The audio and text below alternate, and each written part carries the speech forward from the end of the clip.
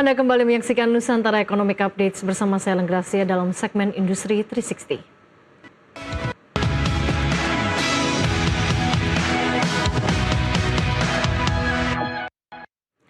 Kebijakan pemangkasan target produksi batubara dalam Rencana Kerja dan Anggaran Biaya atau RKAB 2026 menimbulkan sorotan dari pelaku industri. Asosiasi Pertambangan Batubara Indonesia atau APBI menyebut sebagian penambang masih mengalami pemangkasan kuota produksi hingga 70%. Direktur Eksekutif APBI Gita Mahyarani menilai kuota produksi yang disetujui Kementerian SDM belum sepenuhnya mencerminkan kondisi keekonomian tambang. Akibatnya ruang gerak operasional perusahaan dinilai menjadi sangat terbatas. APBI juga menilai ketidakpastian terkait kemungkinan revisi kuota produksi yang membuat perusahaan berada dalam posisi sulit untuk mengambil keputusan usaha. Terlebih kegiatan pertambangan tidak dapat dihentikan dan dijalankan kembali secara tiba-tiba. Di sisi lain, Kementerian Energi dan Sumber Daya Mineral menegaskan pemangkasan RKAB tidak berlaku untuk seluruh perusahaan.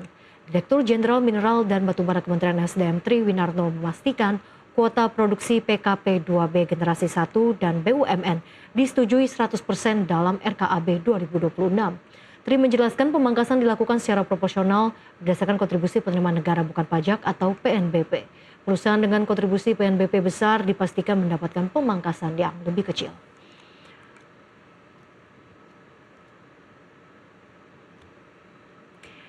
Dan langsung saja untuk membahas terkait pemangkasan target produksi batubara dalam RKAB 2026, kita telah terhubung bersama dengan Gita Mahyarani, Direktur Eksekutif Asosiasi Pertambangan Batubara Indonesia. Bu Gita, halo, selamat siang.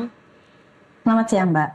Bu Gita, kalau kita lihat pemerintah kan akan memangkas produksi batubara hingga 78 hingga 80%. APBI menilai bahwa angka ini belum mencerminkan nilai keekonomian tambang. Jadi di titik mana sebetulnya sebuah tambang ini bisa dikatakan sudah tidak layak beroperasi dalam struktur nilai keekonomiannya? Jadi gini ya Mbak ya, kalau kita bicarakan di APBI tentang kelayakan tambang, ini sebenarnya sudah punya dasar regulasi dalam evaluasi RKAB, dan di dalam ketentuan tersebut sebetulnya jelas ada beberapa aspek yang dinilai, antara lain aspek teknis, lingkungan, sama tidak lupa adalah keuangan. Jadi indikator yang penting adalah keekonomian usaha, termasuk kemampuan si perusahaan itu untuk menjaga kinerja keuangan yang sehat. Jadi secara prinsipnya RKAB ini diajukan berdasarkan perhitungan teknis dan finansial yang terintegrasi, yang terintegrate. Jadi artinya gini, kalau volume produksi yang diajukan itu bukan angka tertentu, ini bukan angka sembarangan, tapi hasil dari simulasi biaya. Terus ada biaya dari stripping rasionya, investasi alat, tenaga kerja, kewajiban lingkungan, dan masih banyak lagi. Jadi kalau angka produksinya yang disetujui itu turun signifikan, let's say 50 sampai bahkan ada yang 90%, maka struktur biaya yang sudah dihitung sebelumnya itu ya pasti nggak relevan dong, ya kan? Pada titik tertentu produksi yang terlalu kecil juga nggak mampu menutup biaya-biaya seperti operasional, alat berat, gaji tenaga kerja, biaya reklamasi, kewajiban lain-lainnya. Dan ketika pendapatan itu nggak lagi bisa menutupi biaya tersebut secara wajar, maka secara praktek tambang tersebut sudah berada di bawah skala ekonomis yang minimum, Mbak. Jadi kelayakan itu bukan cuma soal izin ya, Mbak, yang berlaku atau tidak, tapi apakah tambang itu masih bisa berjalan secara aman, secara patuh dan sehat secara keuangan. Kalau enggak, maka resikonya justru lebih besar bagi keberlanjutan usaha dan ekosistem yang ada di sekitarnya itu, Mbak. Baik, Bu Gita, pemangkasan ini kan memang tujuannya untuk mengendalikan pasokan dan juga menjaga harga begitu ya. Nah, dari kacamata industri sebetulnya apakah mekanisme perdagangan ini juga akan efektif dalam mencapai tujuan tersebut? Oke, kalau kita bicara tujuan untuk menata produksi nasional sama menjaga stabilitas harga, tentu kita sangat bisa pahami. Jadi industri juga nggak menolak soal penataan ini. Dalam beberapa tahun terakhir, produksi Indonesia memang tinggi dan juga pemerintah tentu pengen menjaga keseimbangan pasar serta penerimaan negara. Namun pertanyaannya saya kembalikan lagi, bukan pada tujuannya nih, melainkan caranya dan desain kebijakannya. Kalau menjaga harga global melalui pembatasan produksi hanya akan efektif kalau dilakukan secara terukur, bertahap, ada pertimbangan juga tentang kondisi permintaan global contohnya. Jadi saat ini permintaan global itu tidak sedang dalam kondisi yang sangat kuat. Misalnya, let's see Cina sama India sebagai pembeli utama dari batubara Indonesia ini sangat sensitif, Mbak, terhadap harga dan punya alternatif pasokan dari negara lain dan memproduksi sendiri sudah pasti. Jadi kalau pemangkasannya dilakukan terlalu dalam dan dalam tempo yang sangat singkat, resiko yang muncul juga bukan cuma harga yang naik stabil, tapi kehilangan pangsa pasar yang juga ada turunnya kepercayaan dari para buyer. Jadi pasar global ini bekerja berdasarkan konsistensi pasokan juga. Kalau suplai Indonesia tiba-tiba menyusut secara drastis, pembeli akan mengamankan pasokan dari sumber lain. Nah, kalau soal harga yang naik karena pengetatan suplai memang sudah bisa kita prediksi mungkin akan naik harganya. Tapi jangan lupa ini bisa aja bersifat hanya jangka pendek. Jika permintaannya nggak mendukung, harga sulit bertahan tinggi dalam waktu yang cukup lama. Jadi dalam situasi seperti ini, kalau pemangkasannya terlalu agresif bahasa saya, ini tapi bisa juga loh berdampak sama penurunan volume ekspor dan penerimaan negara. Secara realistis atau tidaknya sangat bergantung dengan bagaimana sih kebijakan itu dirancang. Kalau dilakukan secara proporsional, ada parameter transparansinya juga dan memberikan ruang adaptasi bagi pelaku usaha. Jadi tujuan penataan yang Mbak sebut tadi di awal itu bisa tercapai. Oke. Tapi kalau terlalu drastis ya resikonya jangan-jangan lebih besar nih dari manfaatnya. Oke, selain pasar dan juga harga yang memang menjadi risiko, dari sisi suplai apakah ini juga akan berpotensi berdampak karena kan kita tahu juga ada kebijakan DMO?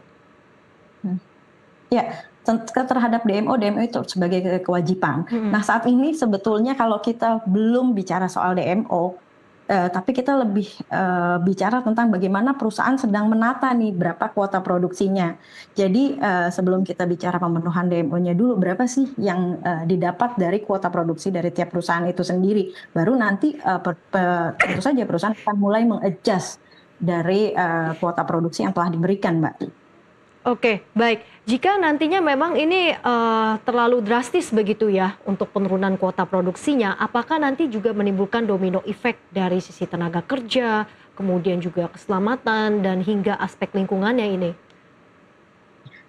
Kalau kita bicara dengan efek domino, pastinya sangat luas ya. Karena itu harus kita pahami tambang itu bukan entitas tunggal, Mbak. Jadi di belakang satu operasi tambang ada kontraktor, perusahaan alat berat, transportasi, pelabuhan, UMKM lokal, dan once ketika produksinya menyusut secara drastis, seluruh ekosistem itu dipastikan ikut terdampak. Jadi ada potensi pengurangan tenaga kerja dan tekanannya ke kontraktor juga sangat nyata.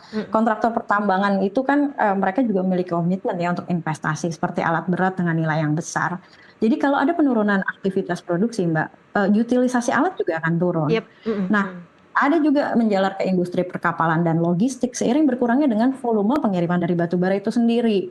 Belum lagi untuk masyarakat sekitar wilayah tambang yang ikut terdampak. Jadi kalau tanpa revisi dan penyesuaian kebijakan yang mempertimbangkan kondisi keekonomian dan keterkaitan dari supply chain semua yang secara menyeluruh ini, jadi benang merah dari seluruh dampak tersebut akhirnya cuma bermuara pada penurunan tenaga kerja secara signifikan dan meluas, baik secara langsung maupun tidak langsung. Itulah yang kami sangat khawatirkan, Mbak. Baik, Bu Gita, kita akan bahas lebih detail terkait dengan ini, tapi kita harus jeda terlebih dahulu. Pemirsa, Nusantara Economic Update akan kembali sesaat lagi.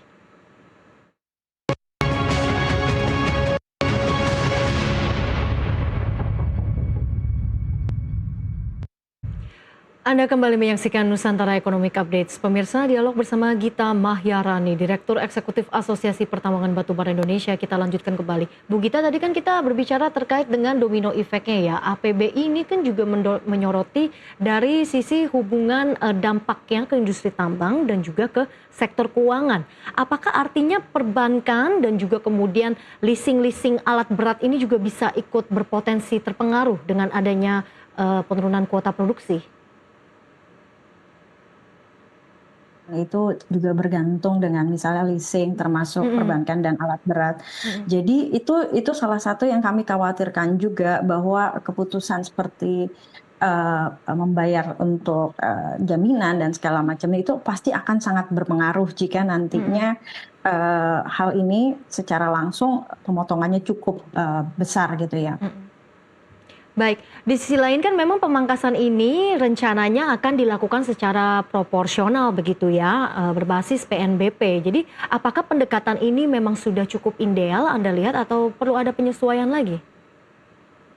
Kalau bicara soal PNBP dan dari daftar yang diterima kami di Asosiasi Pertambangan Batubara Indonesia, tidak semua anggota kami, bahkan mayoritas itu mendapatkan pemotongan yang sangat besar. Di atas 40%, bahkan ada yang sampai 82 sampai 90%. Moralnya adalah PNBP itu tentu penting dan industri pasti paham itu, Mbak. Tapi dari sisi pelaku usaha saya bicaranya, Mhm. PNBP tidak bisa jadi satu-satunya parameter. Ada perusahaan yang Mmm. patuh lingkungan, tidak punya tundakan, investasinya besar, tapi kena juga pemangkasan yang cukup dalam. Jadi yang dibutuhkan industri saat ini, saya rasa adalah transparansi dan penjelasan. Mhm. Misalnya, kenapa sih perusahaan A dipotong sekian persen misalnya, lalu perusahaan B sekian persen. Parameter seperti kontribusi negara, kewajiban Mhm. lingkungan, dan kinerja teknis itu memang disebutkan, tapi penjabaran konkretnya ya di dalam Minerba One juga saya rasa perlu dijelaskan agar perusahaan bisa memahami dan menyesuaikan diri. Tapi kembali lagi, jika angka potongnya cukup besar, kita kembali di pertanyaan awal Mbak tadi, akan level of survive-nya perusahaan akan pasti lebih susah. Oke, jadi harus fair begitu ya, Bu Gita? Ya, sudah pasti dan transparan. Dan transparan dari kacamata APBI, model penyesuaian perhitungan yang ideal itu dan rasional itu seperti apa jadinya? Kalau misalnya apa nih maksudnya untuk modal.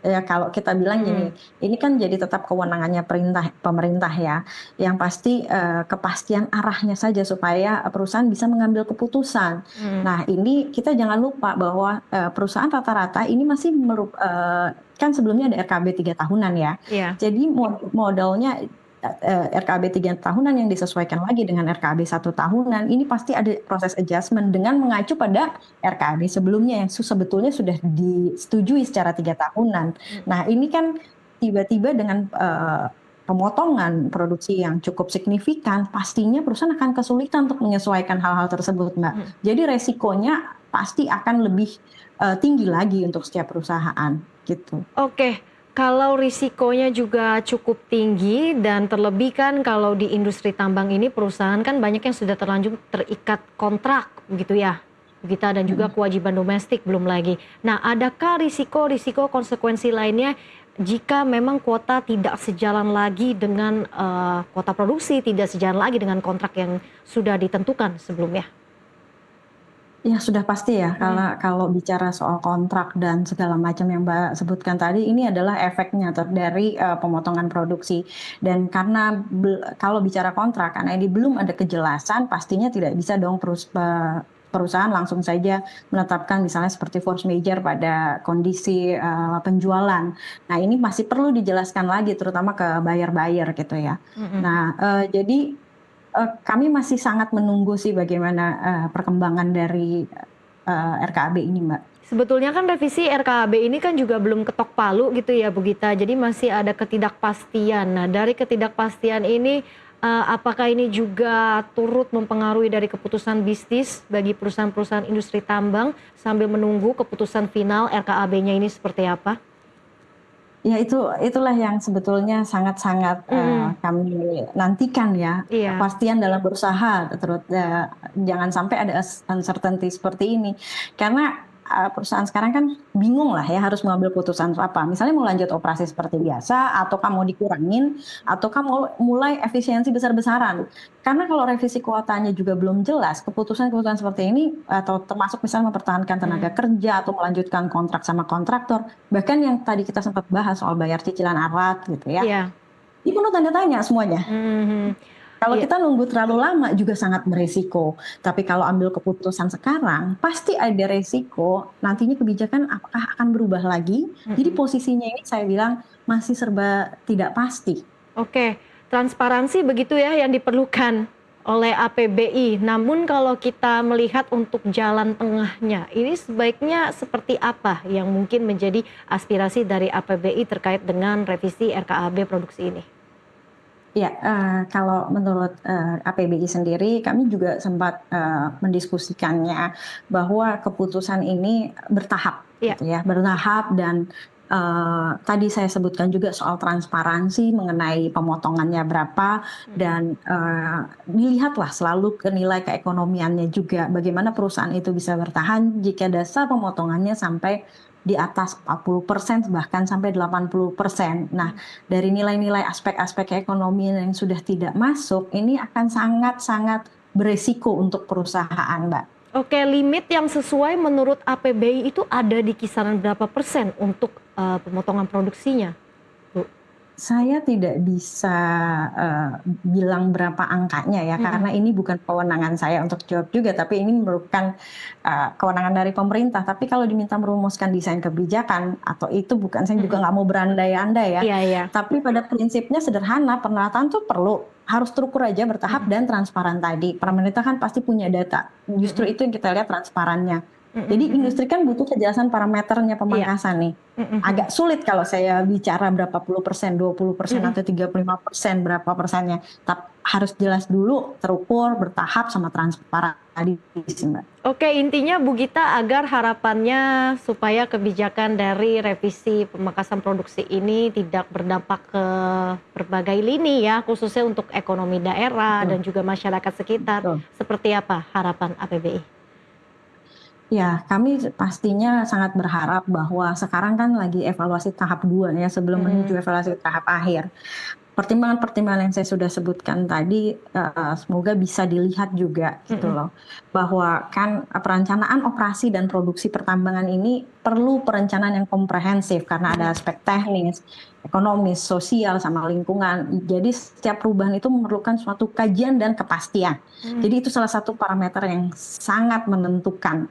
Jadi tidak bisa juga diperlakukan kalau tambang itu dimatikan hari ini lalu bisa lagi dibuka besok. Kegiatan pertambangan itu adalah operasi jangka panjang yang sangat-sangat bergantung pada perencanaan berjenjang dan ada standar good mining practice juga di situ, Mbak. Jadi saya harapkan ini apapun masukan dari kami juga bisa mungkin menjadi pertimbangan bagi pemerintah dalam rangka untuk menata produksi. Bukan kita menolak penataannya itu sendiri, tapi ada beberapa aspek yang sedianya perlu diperhatikan dari sisi pengusaha juga. Baik, tentunya kita harapkan semoga ada titik tengah yang juga fair for all begitu ya.